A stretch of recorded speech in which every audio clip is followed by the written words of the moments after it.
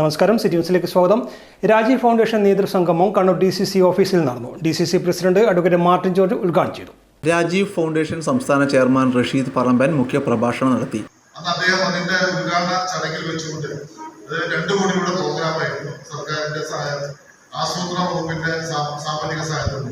അപ്പൊ അവിടെ വെച്ച് അദ്ദേഹം പറഞ്ഞു, ഈ സംഘടനയുടെ തുടക്കത്തിൽ ഞാൻ ചോദിച്ച ചോദ്യത്തെ പറഞ്ഞോട് ഇതൊക്കെ വല്ലതും നടക്കുകയായിരുന്നു. പക്ഷെ ഇന്ന് എന്റെ മണ്ഡലത്തിൽ 1,68,00,000 രൂപയുടെ ജൈവ സമ്പത്തുകൾ സംരക്ഷിക്കുന്ന, കുടിനീരുകൾ സംരക്ഷിക്കുന്ന പശ്ചിമഘട്ട വികസന പദ്ധതി നടപ്പിലാക്കുന്നത് അതിന്റെ ഉദ്ഘാടനം ചെയ്യാൻ ഭാഗ്യം കൂടി എനിക്ക് ലഭിച്ചു.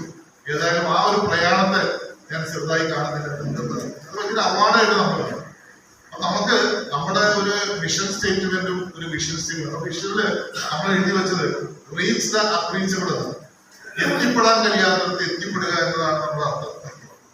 അത് നമുക്ക് എത്തിപ്പെടാൻ സാധിക്കും. നമുക്കറിയാം, ഇന്ത്യ രാജ്യത്തിന്റെ ഭരണഘടനയെ കുറിച്ചും ഭരണഘടനയുടെ പേരിൽ അറിയപ്പെടുന്ന കോൺസ്റ്റിറ്റ്യൂഷൻ കമ്മിറ്റിയെ കുറിച്ചൊക്കെ. ഉദ്ഘാടന ചടങ്ങിൽ ജില്ലാ ചെയർമാൻ ബൈജു വർഗീസ് അധ്യക്ഷത വഹിച്ചു. നേതാക്കളായ VA Narayanan, Sajeev Maroli, advocate TO Mohanan, Ajith Mattool, CJ Mathew തുടങ്ങിയവർ സംസാരിച്ചു.